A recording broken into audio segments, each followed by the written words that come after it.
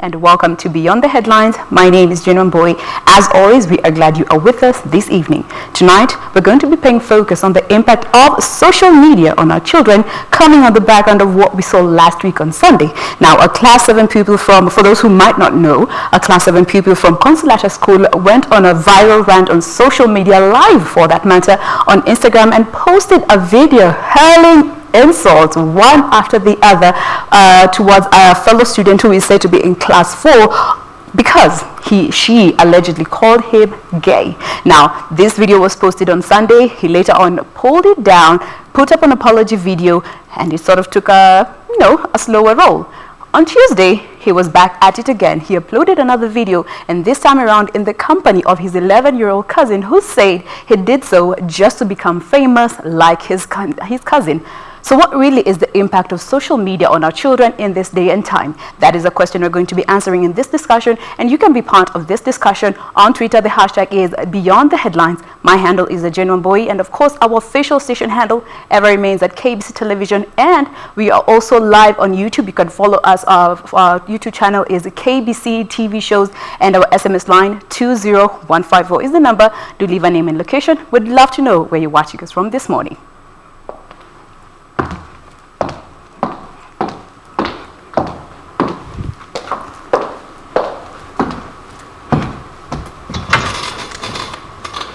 Welcome once again, and of course, as always, we have a panel of experts to help us with this discussion that we get to bring to you this and every other Sunday right here on Beyond the Headlines. And I'll start with the gent to my extreme left. He is a very familiar face, our resident guest and analyst, and also a governance expert, Mr. Alex Manyasi. Karibu sana.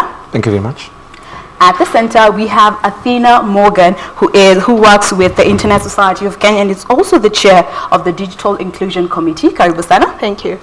And to my immediate left, we have Eric Wanjohi, who is a management consultant. Welcome again. Thank you very much. All right, so just as I told you, feel free to talk to us using the hashtag Beyond the Headlines on Twitter. Now, before we get deeper into this conversation, I'm sure some of you have, or rather all of you have watched this video or bits and pieces of this video. And I'd like to get your immediate reaction when you saw this video. What came to mind? Let me start with you, Eric. It was very sad to actually see the video. Yeah. But when I analyze it from a reality point of view, this is actually a reflection of our society, of our current society. These kids are actually emulating what they see us do as adults, as leaders, as society in general. So we can't really blame him. He can't take the whole burden. It is not a matter of blaming. Yeah. It's a matter of taking corrective measures. What can we do to prevent any further spread of such habits? All right. Because we have a nation to build, and we can't build our nation on such morals. And you always talk about the future of tomorrow being our children. Correct. Athena, when you saw this video, bits and pieces of this video, what was your immediate reaction when you interacted with it? I thought along the same lines with Eric. Yeah. But social media, as people want to make it look evil, is not evil. It's just a reflection of the society. So even if social media was not there, probably this kid would be saying the same thing in school to a crowd of pupils. So it's just that it's given him a bigger audience. Yes. So we need to look at our society. And talking about a bigger audience, he actually has a following of about 1,200 followers on his Instagram page, where he posted that video. Manyasi, your thoughts in regards to this video when you saw even just some bits and pieces that were circulating on social media? I think it was bizarre, to say the least, in terms of what I actually watched. I even regretted having watched it because of the content of that video. But for me, I have my immediate reactions are that this probably is the biggest challenge to the middle class, especially those ones who, when you hear the school that the kid goes to, the immediate thinking is that this probably could be a middle class issue. This country is extreme in terms of the way it's segregated into different crowds. As we speak today, chances are that there is quite a number of the population that have no idea what we're talking about. Because for them, maybe social media is not accessible, smartphones may not be accessible, kids cannot speak like that. So we have the middle class, which has the biggest challenge to deal with, and the middle class also probably is that category of people who have almost, they think that they have succeeded somehow in life. And so the parenting aspect is also in a crisis at that level. Yeah. They don't know what to do. Most of them don't necessarily come from rich families, but they have made some money here and there, and they want to pretend that they do not want their children to go through what they went through. And therefore, we are raising our children in that manner with kid gloves, and therefore, that is what we are ending up with. It's a problem that we need to deal with. I have very extreme thinkings in terms of social media itself. Yeah. Whether as a country, whether social media and access to internet has made us better or not. We're importing doctors from Cuba. Cuba has no access to internet. So there are many varied reasons to look at whether what we have today benefits us as a country, or it pulls us down more.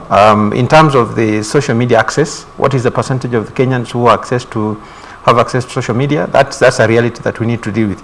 So in as much as we look at it as a big deal, as we progress, I will go into the specifics of what I have experienced before, especially when I was in the education sector. All right. Now, social media is meant to be a communication and socializing tool, but in this day and time, do you think our children even understand or have the proper communication and socializing skills that they are taking on social media as opposed to what they have already learned on ground? Let me hear from you, Eric. Of course, now with the introduction of cell phones, you have the laptops. Yeah. The government also attempted at one point to issue laptops to children. Yeah. There'll be an influx of people who are on social media, knowingly or unknowingly, because some of the people who watched that particular video may not even have an Instagram account or a Facebook account, but it got to them in one way or another, whether it's WhatsApp or through their friends' phones or something. But the major concern that we have as a country, a couple of things, but I'd want to emphasize on three for the starters. All right.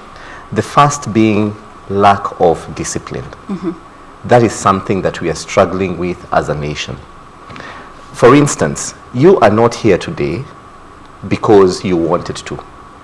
You're here because you're disciplined enough to fulfill your contractual responsibilities to come and host this program. And also because I wanted to. And how many people out there can be disciplined enough to go back to our roots and say, I will not be vulgar, I will not insult anyone, and there's some things I cannot be able to publicize out there because I'm a disciplined person. All right. The second thing is lack of cultural values. We are really losing out our cultural values. If you're to look at most of these children that are going about doing all these things they're doing, how are they learning how to do that? They watch our TV stations, they listen to our leaders, they hear how the leaders go insulting each other. They go to their social media accounts, the Twitters, the Facebooks and everything. They see the kind of verbal filth of exchange of words that goes on, and they pick up such words and they decide that this is our style of communication. Thirdly, lack of proper leadership. It is a major concern, and don't think about just leadership from the top. Think about leadership starting from the house. When you lose direction as a leader, your people rebel.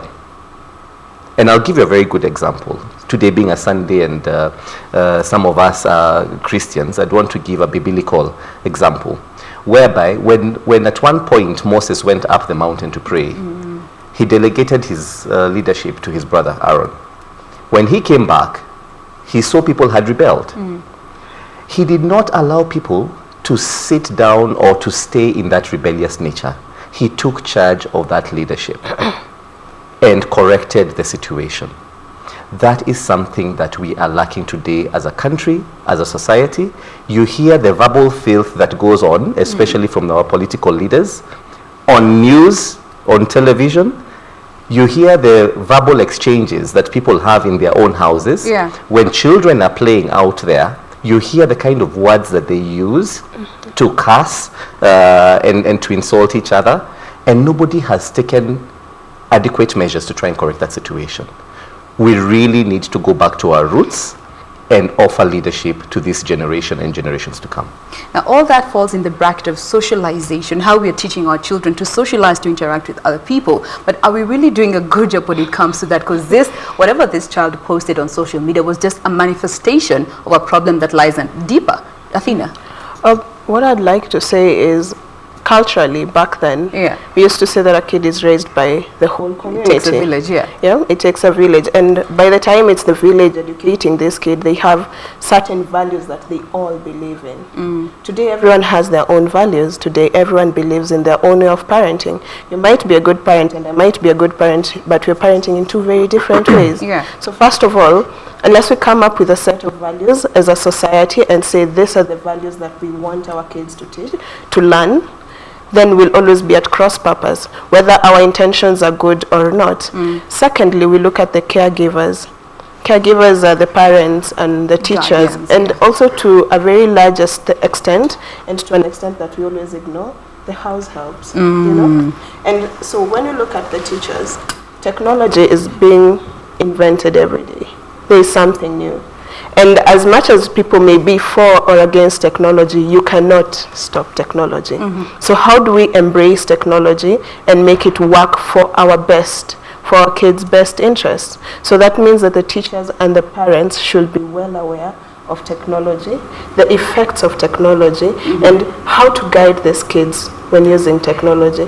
So you cannot just buy a phone and give your kid, or put computers in school and say, go, I've taught you Microsoft Word, now the remaining 10 minutes do what you want to do. Figure it out. Yes. And sadly, that's what we do. Let me come to you, Miasi. You know, this phenomenon where you see your kid is bothering you, YouTube, watch. Kid is bothering you, a game, watch. You get a tablet, you give them. Are we helping the situation or just delaying a problem? Like I said initially, I think the parents today, they're in a crisis in terms of how to take care of their children. They don't know what to do with their children anymore. And so, like you're saying, the easiest way is to push them away by giving them something to do. Give them access to a phone, because that will keep them busy. What they don't know, and what they don't even have the capacity to, is to even control the content. Because even controlling what a kid is able to watch is not what everybody can do. Because some of those things that we think are normal, for you, you think that they will access what they are able to do. Even if you went to that gadget to check, for example, how many people can ascertain what their kids were watching, it's not even possible for most parents. You don't even have the time and the ability to do that. So that in itself, coupled with the life challenges where people are busy, they're trying to look for money to take care of those kids, and ultimately they earn money which those kids are not even able to measure up to what they hoped they will be. And so that is what I call the crisis of parenthood of today. And unfortunately, like I said, the middle class, especially those who have some little monies here and there, when you talk about the values of society, when you appear to be making it, even those who have intentions to correct your children will not dare do that, because you are above them. Because if it's in your rural home, you bankroll their activities, so they cannot dare correct the children of the person who feeds them. So the aunties and the uncles and the grandparents that we used to think would be of guidance to those children cannot take that responsibility of doing that. And so we have been left in the middle. You have children that you have no idea how to handle. I was actually today, as I was coming here, I was sitting in a restaurant somewhere, and there's this 2-year-old who made it impossible for the mother to do anything until he was taken back to the car, and he wanted to start the car, and he did what he wanted. And so that is the society that we're dealing with. This is a 2-year-old whom the mother cannot control. Now picture that same child at the age of 15. How will that mother control the same child? So that is where we are. And so it's sad. It's sad that is how society looks like. It's sad that our kids have managed to, and they have, we keep thinking that kids are foolish. They're not. They have a way of learning the way we react. They have a way of more than we think they do. They are able to read our minds. They're able to read our reactions, and therefore, if you're not careful, a kid will start controlling you at a very early age. So that is something that parents need to deal with. Society is not helping much. Social media is not helping much.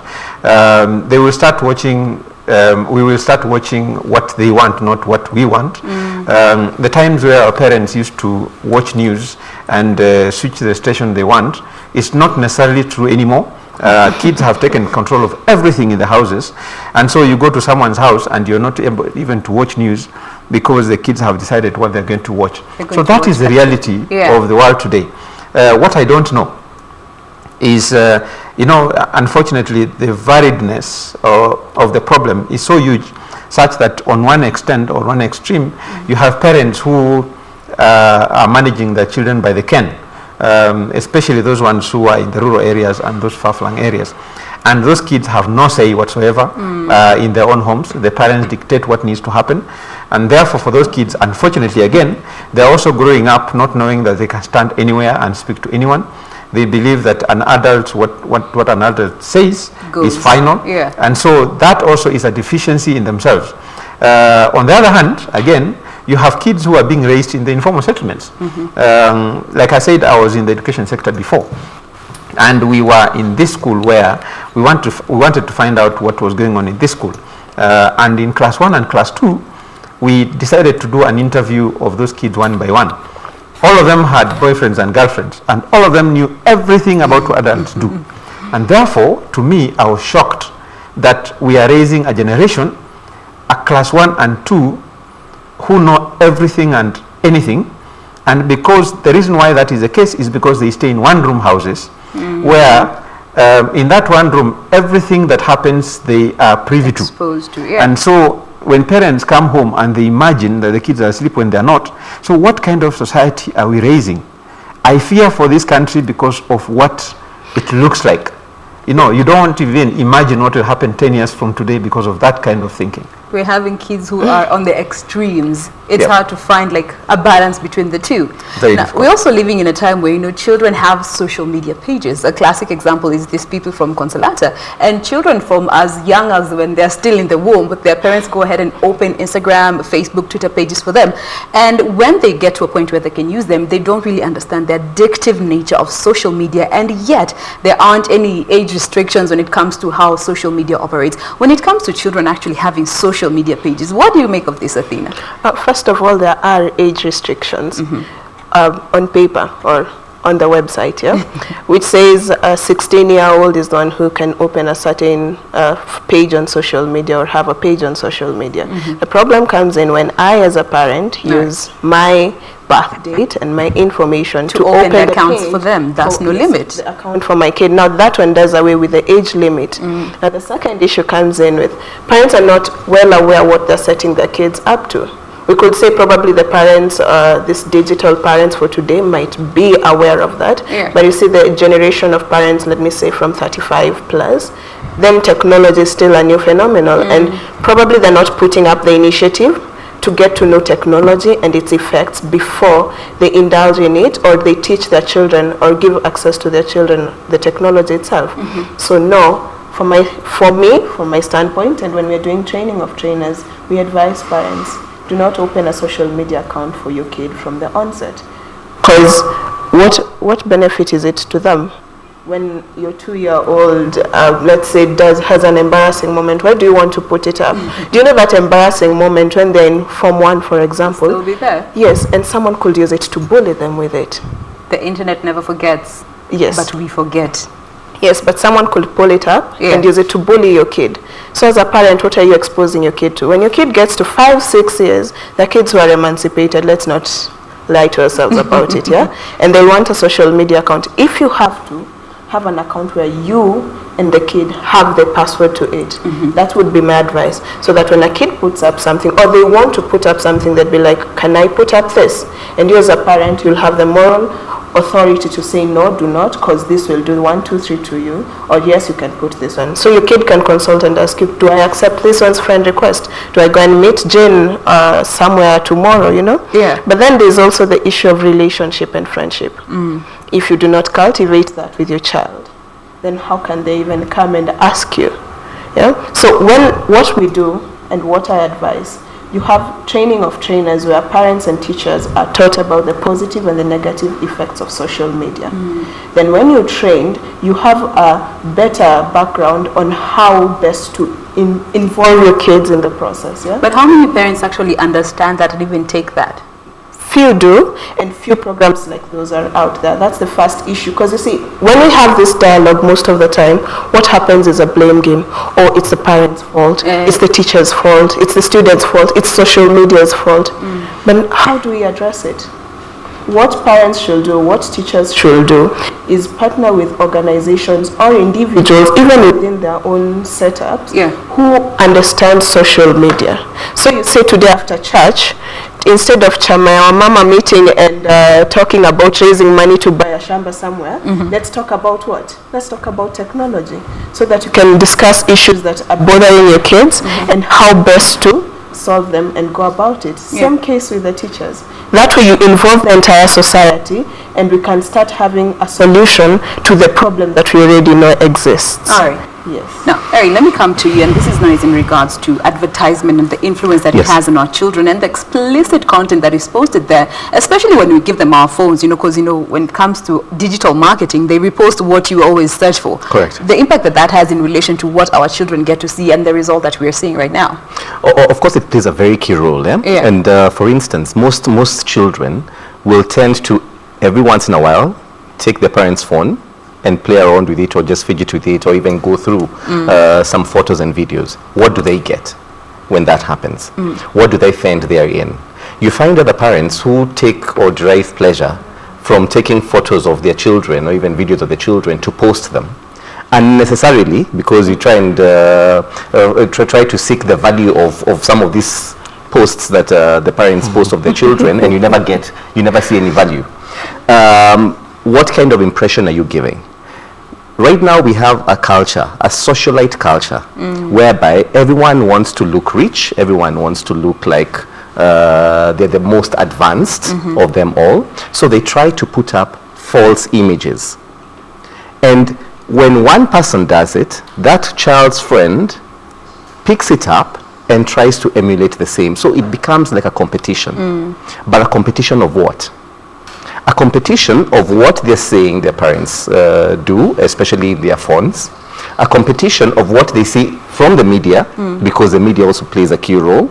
You can imagine a situation whereby I saw, like the other day, the Film Commission instructing media houses what song to play and what song not to play.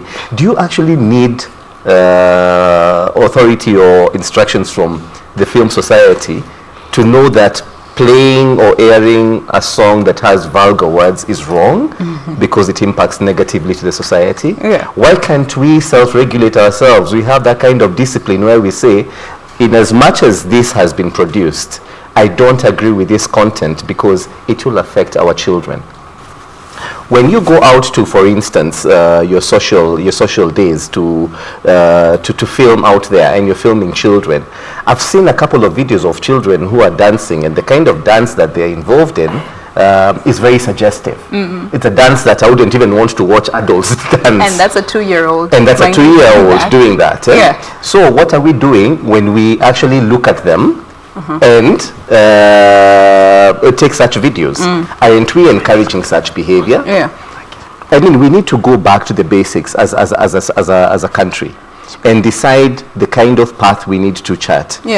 Especially at such a generation where false image is playing a very key role in influencing our young people.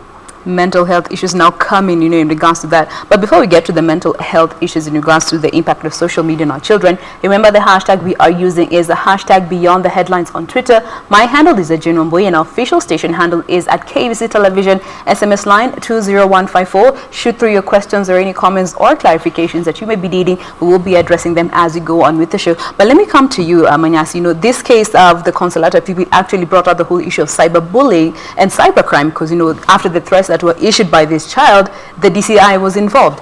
When you talk about cyberbullying and cybercrime, it involving children against children, have we really paid enough attention to that scenario as opposed to how we always think it always has to be an adult involving and a child involved? I don't think we have, and I don't think we have the capacity to. as a country, unfortunately. And if you look at such cyberbullying especially, and especially what she was talking about when it comes to registering accounts and stuff like that, there's also a possibility of a child, for example, registering as an adult. So you see there's not much that the system has no way of detecting a child registering as an adult. But in terms of cyberbullying, it's also difficult for that to be dealt with unless it's a parent controlling access of the internet itself to the children, because ultimately what I might believe is, if for example what she was referring to in terms of how many parents have the time to even get to a point where they have a personal relationship with their children, such that before they did something they could speak to you about it. You see, that is, in my view, the biggest challenge. As long as the child does not have the time and the willingness and even the trust of the parent to speak to them, and that has to be inculcated from the word go, so that a child can have the confidence to speak to you about what they're thinking, to speak to you about what they're experiencing. Because if that was to happen, then it will be easy to control even the issue of bullying, and you're able to advise and arrest a situation before it gets out of hand. The fact that that kid actually posted something and almost 3 days later posted something else speaks to the fact that the parent is completely absent in the picture of that kid. So that, in my view, is where the problem is. So either if this parent is not absent in terms of their relationship with the child, or this parent did not even know, and I would be surprised if that's the case, that the kid had posted something a few days before. And therefore, if the kid can go ahead and post something else a few days later, what does that speak involving the cousin now? Yes, involving, I mean, that speaks volumes about the relationships that the kids are having with their parents today. And so the cyber crimes or whatever it is that we need to be taking care of as a country, I do not think, because even if you look at the crimes that are being committed today, if even terrorists could come and use our phones and use the internet and use everything else and go ahead and commit a crime without us detecting as a country, although we have detected many times, then how can we say that we have the ability to monitor what kids and citizens are doing on social media? I do not think we have that capacity. And so fallback is again on the parents. We need as a society to know that if you're a parent, then you're not only a parent by name, but you're also a parent in terms of ensuring that your children and what they do and the relationship that you have with them is actually to a point where if something went wrong, you know. And this doesn't only involve those kids of the middle class or the upper class that I keep referring to. It also refers to the kids who have no access to phones. For example, if they're being assaulted by someone, because this happens even in the villages, in places where you don't even imagine. We have seen cases where some boys were being assaulted by an old man. And so that is not a technology issue. That is a problem where by the time a parent is coming to know that that has been happening, it's 3 months down the line. That's unacceptable. It means that parents have not cultivated a relationship with their children. And so when these things happen, the kids don't say. Because before a child wants to tell you something, probably they have been slapped already, and therefore they have moved away from you. And so that cuts off the relationship between you and the children, and therefore anything that happens in their lives, they are likely to keep to themselves.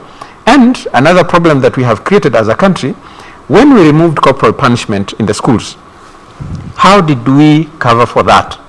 You know, when we have 70 kids in a class and we want a teacher to take care of our children because we have abdicated our duties to the teachers anyway, then how does this teacher deal with our children?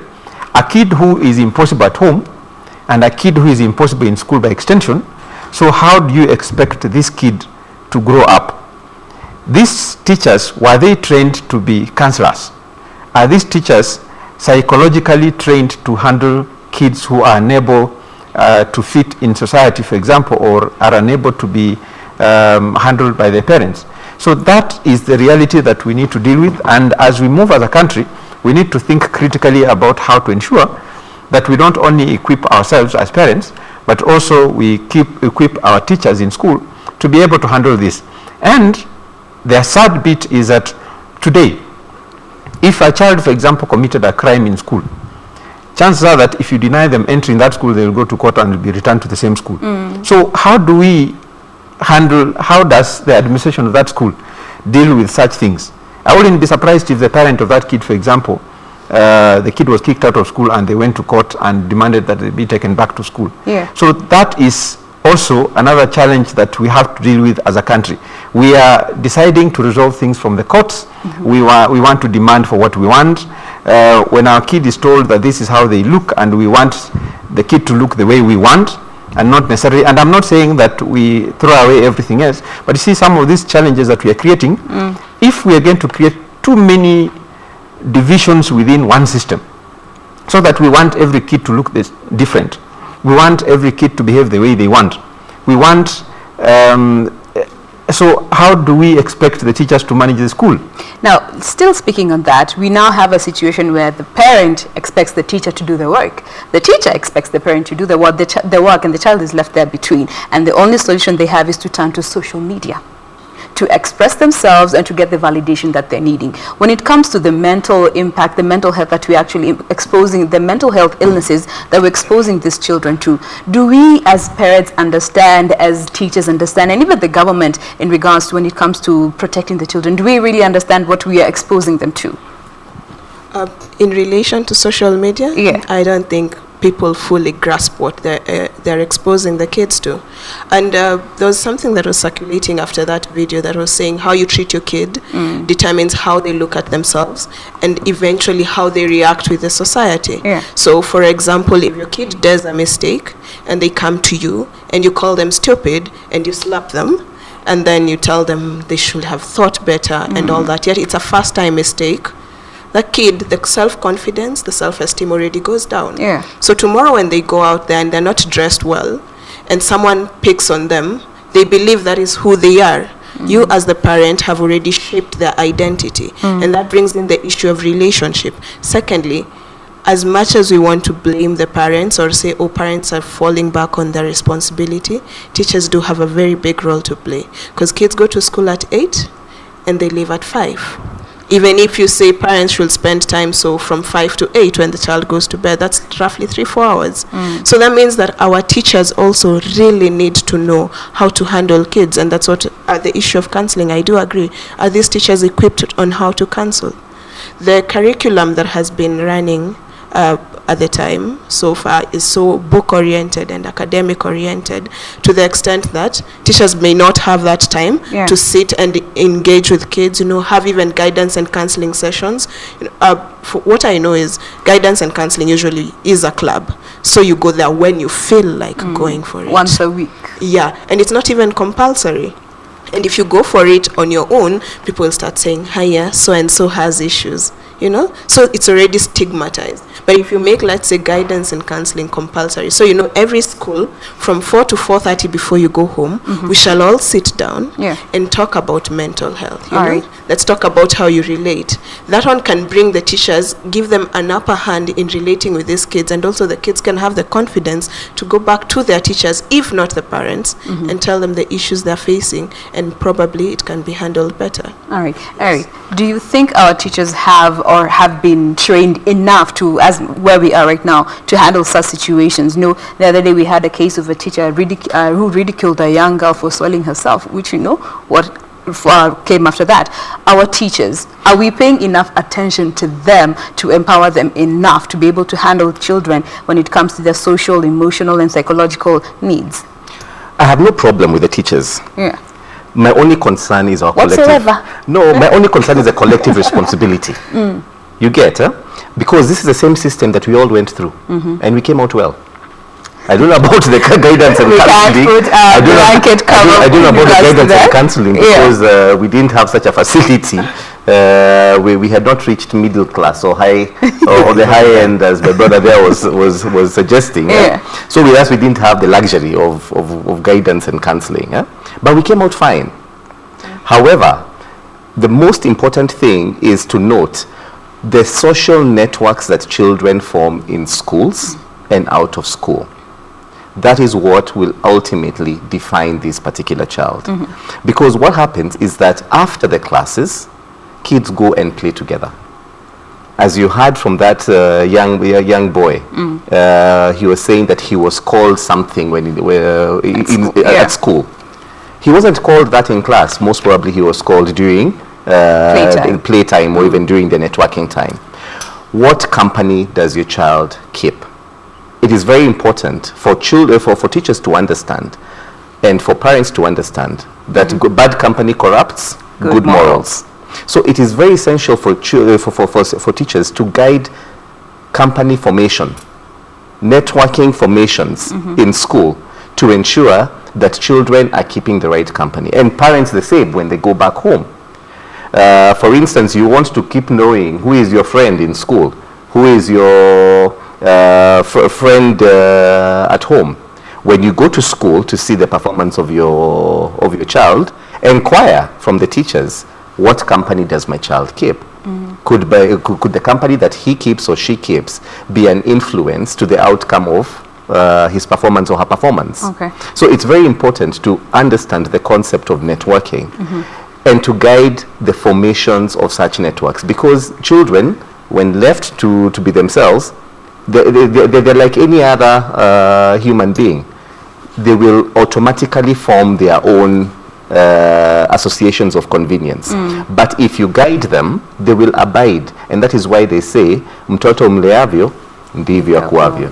And that is an area I think most parents are still struggling with, trying to find out what your children are doing all the time when you go to school. You just want to know the results. Are they good or bad? Good. Izo zingine, not many parents actually follow up on that. Yes. And that's another problem. Correct. But now, let me just sample one tweet we have received on Twitter. Remember, the hashtag is Beyond the Headlines. We have Dolores who's saying, I'm sure social media plays a big part in the rising trend or trends of young children self-harming these days, and also suicide cases. A while back, there was a teenager from abroad, a 17-year-old, who documented his entire day before he threw himself in a river. And he was tagging his parents who follow him on social media. Now, are we really turning a blind eye to what our children are trying to say using social media, or are we just blaming them for what they're saying? Manyasi? The biggest challenge is that the parent of today, especially in the Kenyan context, might not, like my sister was saying, might not have the ability and the capacity to follow. But however, having said that, there also, if you're a sensitive parent, for example, even as a leader anywhere, or if you manage people in an organization, you're able to pick up certain things when they start happening. Yeah. So sometimes we are not sensitive to what is going on around us. There are certain things that you can pick. If your child was to change, or if your spouse was to change, or your neighbor was to change, if you are sensitive to, and unfortunately most of us are not, you're able to know that this person is not behaving the way to pick up on the little changes. Yes. So those are the things, that the clues that will give you an idea of what is going on. So you don't even have to be an experienced parent for you to know. And again, by the way, just to make it clear, that there's no one way of raising a child. And just because your neighbor raised a child in a certain way does not mean that if you raise them the same way, it will succeed the same way. Yeah. It doesn't work that way. So you have to devise your own methods of dealing with it. And so when you see something that is different, it is your responsibility to ensure that you find out where the difference is coming from. Check, is it that the environment has changed? Is it that there's something they're watching? Is it something in school? Even something as basic as if your child drops by 2 positions, it may look like it's a small thing, but can you find out why they dropped, for example? Is it that they're being stressed? It could be a beginning of something. So do not wait until, don't say that they have gone into a different class. This one guy that I like making reference to, he was being asked about why he failed in KCPE. And he saw the exam was hard. He was telling his uncle the exam was hard. So his uncle was, but there are those who passed. So just because someone told you that the exam was hard, don't say that my child failed because the exam was hard. Find out. Because if they have dropped, it means that they have ceded their position, and therefore that could be a pointer to something. So also we need to help our teachers to also manage our children, because it's also not entirely the responsibility of the teacher to man your child, especially given the numbers in the schools today. Unless, of course, you have the luxury of taking your child to a school that a teacher manages 10 children in a class. And so some of those things are things that we need to keep checking so that we deal with things when they're early. One thing I want to say also is that there's no way your child will wake up one day and become what that boy became.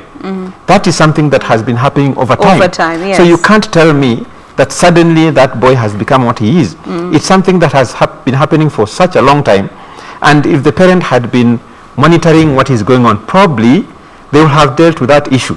As we speak today, probably that kid is out of the hands of the parents, because probably DCI will come in, the police will come in, the child will have to be withdrawn from society, they will be taken to a juvenile, I don't know if they're called juvenile, but they will be taken to a different school. Remand. As a parent, when that happens, do not think that your child will come back as your child. Probably they will come back even worse than they went. So we need to deal with it from the word go. Don't assume that you will cede your responsibility to someone else and get your child back. It does not happen. It doesn't work like that. All right. You want to add to that? Yes, I do. Yes. Just to add on to what he said, there's this famous saying that also goes around that, Mommy, when I was small and under your care, I stole a sweet and you did not say something. I stole my deskmate's pencil and you didn't say something. Then I stole my neighbor's toy and you didn't say anything. I stole a bike and you didn't say anything. Now I have stolen a car and I'm arrested and I'm in prison. This is your fault. You know, it doesn't happen overnight. It's a chain of events which parents could be ignoring. And also, yes, I think there are two kinds of parents right now that we should avoid being. First of all, we have the parent who says, I did it before and I survived, so why shouldn't you? Yeah, and then we have this other parent on the other side who said, oh no, my life was so hard, so I'll make your life perfect. Both kind of parenting will be detrimental in the long run to your child. So the way guys were raised 30, 10, even 10 years ago, 20 years ago is very different from right now. The conditions then and the conditions now are very different. What we should strive to do as parents, teachers, caregivers is to be aware of our environment, then make our kids able to deal with the environment as it is, not as it was before, because it won't work. Changing situations. Now, Eric, Yes. in regards to this treat, the relationship between children self-harming and social media.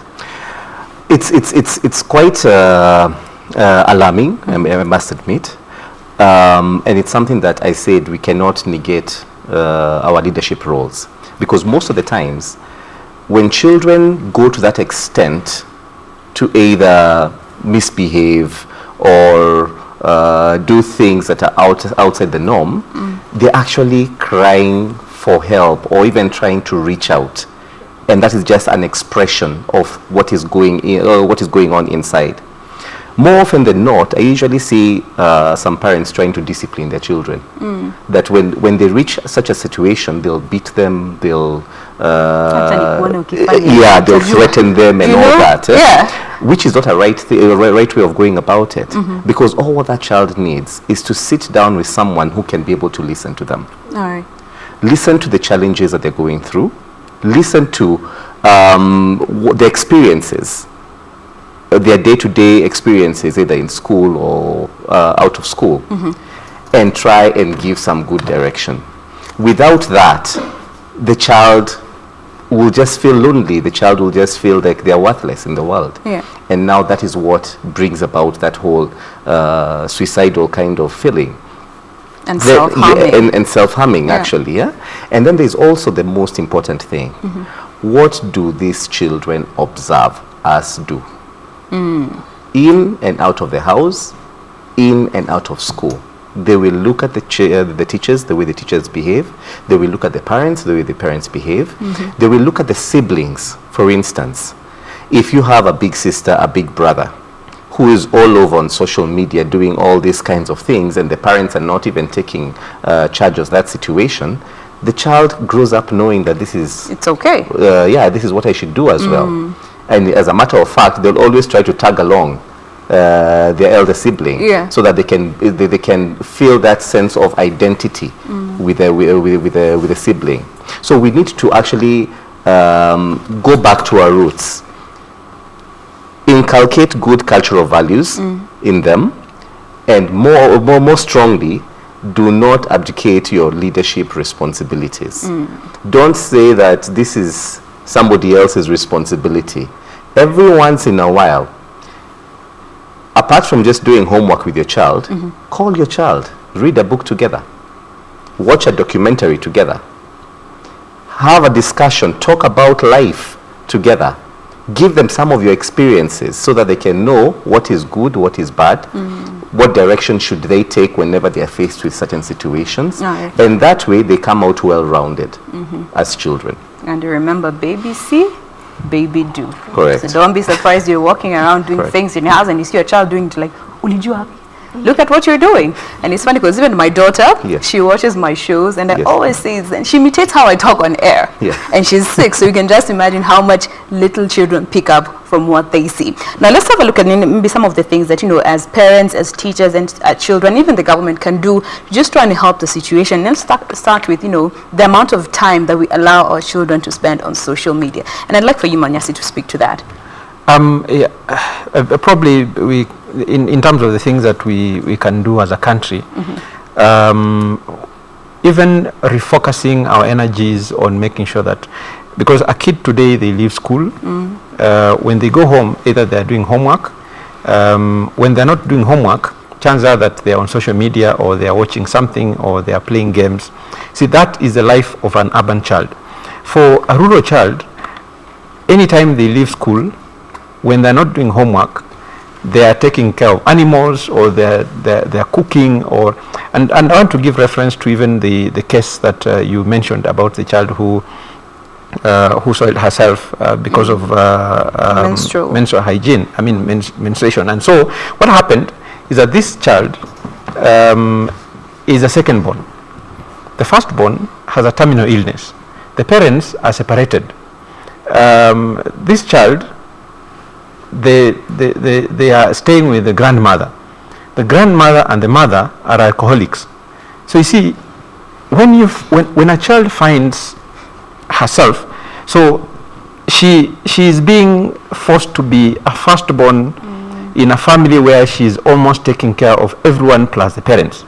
Now that kind of life, by the time that gets to that point, what have we done as a society, for example, to ensure that we are not putting our children into situations that make it very difficult for them to even survive? So it wasn't just an MHM issue, but it went beyond what that child had the capacity to handle. Even on social media, small brains can only handle a certain capacity.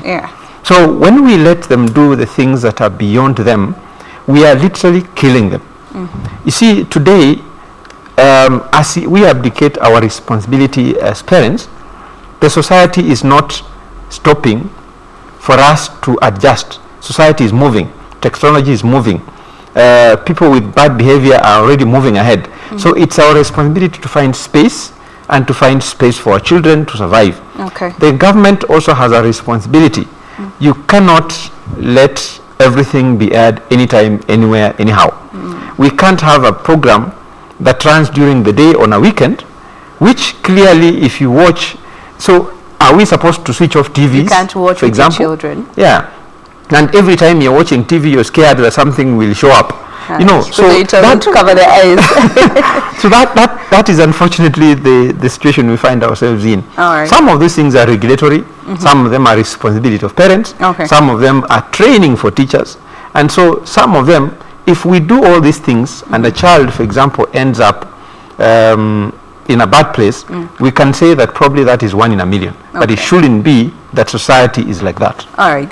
Let me come to you, Athena, as we bring the conversation to a close. When it comes to encouraging more real-life interaction as opposed to just throwing a gadget to our children.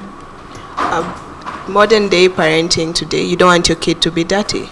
That's like general rule, you'll tear your jeans, or germaphobe. You'll get germs. And okay, I'm not rich enough to buy those soaps that are advertised, so better safe than sorry. So you'd rather your kid sits in the whole day. They can't go out to play, even outside, just outside at the balcony. They can't go and play probably with a toy car, experiment with, when we were kids, we used to do these crazy things, play with stones, mud. go there and get dirty, and then you come back in the evening. But it was refreshing, you know. Yeah. It gave you room to experiment. It gave you room to interact with people. Most parents today do not want to do that. So if you have an issue, I'll tell you, toka nje. Then I remember, oh no, you'll get dirty. Just sit here and take my phone, you know. And that is the first way that we are making these kids become shut off, closed down. Yeah, they're not even able to explore and know who they really are. The kid probably was meant to be an engineer, but they can't go and try folding some wires somewhere and probably prick their finger and get to know. We've become overprotective parents, and we think technology is the way out, but it's not. I wouldn't advise you not to give your kid technology. If they're mature enough, you can even watch cartoons with them. You can watch a video with them. Because if you don't, on the other hand, they will find someone else out there to watch with them. And this person they find out there, you don't know what kind of intentions they have towards your kids. That situation. Yeah. So if also you're so closed up to the extent that you're like, no, you will not use technology. No, social media is bad. Someone else will expose them to that. And probably that will also be the beginning of their end. So parents need to be able to balance it all. And then secondly, I think we need to have a fallback. The issue, let's talk about this girl the menstrual issue, yeah? She's definitely from a messed up family, yeah? And it's not this only case. There's several such kinds of families. So what's the fallback plan? Yeah? And I think when we ask ourselves that question, the closest fallback plan is the school, in all honesty. Because if it's not my parent, then it's my teachers. So please, you can't have perfect parents and you can't have perfect teachers. So let's balance each other out. If you know this kid is from a troubled family as a teacher, and you know the government won't interfere in all the families, then let the school be the support for the kid, not the one that's also pushing another source of problem. Exactly. Let's have a fallback plan. All right. Yes. Let me come to you, Eric. When it comes to parents setting the examples and having an environment that is conducive to bring up a child that is all rounded, in as much as you can't get a perfect child, but being an example for them, just as she was saying, you know, you're there on social media with your children all the time, you don't know what you're exposing them to, and when they do the same, you blame them for doing that. I think the best approach to do is to understand that with privileges comes responsibilities. Never give your child privileges that A, the child is not responsible for, and B, the parent is not responsible for. It becomes a joint kind of responsibility. You give your child a mobile phone, a laptop, it is your responsibility to regulate how that child uses that particular item. Okay. When it comes to, for instance, to your own phone, you give your child your phone, just make sure you don't have pictures of you smoking cigarettes, drinking alcohol and everything, because that is what they learn. And that is what they want to depict out there. So they say, my father was doing this, I also want to do it, and take photos and share on social media.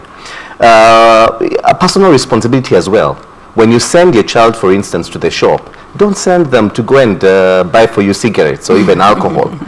Because you're actually encouraging them, you're empowering them to do the same in your absence, because they may be scared to do it in your presence. So they'll do it certainly in your absence. Okay. So we have to understand that with privileges comes responsibilities. It is my responsibility to ensure that whatever privileges I give to my child, I'm responsible for them in terms of regulation. And in terms of even training my children that with this particular privilege, you also have a responsibility to report back to me and to actually show me the value of holding that particular privilege. All right. Now, as we now properly bring the conversation to a close, I just want to get your closing remarks, and I'll start with you, Athena, when it comes to just embracing that social media is good and it also has its own evils, and we need to find a proper balance when it comes to how we use it. Under 30 seconds. 30 seconds. Yes. Okay. First of all, we cannot get rid of social media, so we better embrace it. The only way to embrace it progressively is to work together. If you're ignorant as a parent or a teacher, seek help.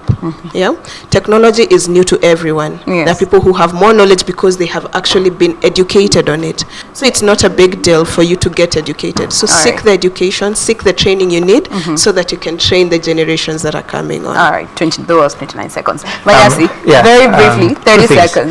Two things. One is that create an environment where your children can actually trust you, to be in a position to tell you when they have a problem, to share with you what they're thinking and what their plans are. Be a friend to your children. Be a friend to your children. Number two, there's not much you can do sometimes about what the environment offers. So it is your responsibility to teach your children why something is right, why another thing is wrong. Don't tell them this is wrong, don't do it. Tell them why it is wrong. Because that way you will make your children understand.